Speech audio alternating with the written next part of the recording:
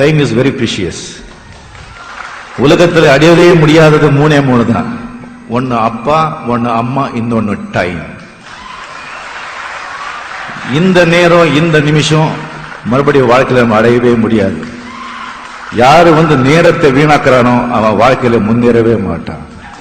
So time is like a diamond.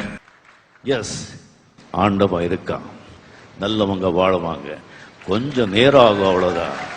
சோதனை வரும், சாதனை எப்போ ஆகும்? நீ சோதனையை சந்திச்சாதாயா சாதனை ஆகும்.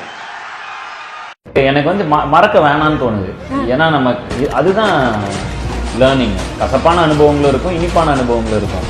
வெறும் இனிப்பான அனுபவங்களை மட்டும் ஞாபகம் வச்சுக்கிட்டோம் வைங்களேன், அது இல்லை. இது கல்லு முள்ளும் இருக்கிற பாதையில் கடந்து வந்தால் தானே அது நமக்கு ஒரு கெத்து.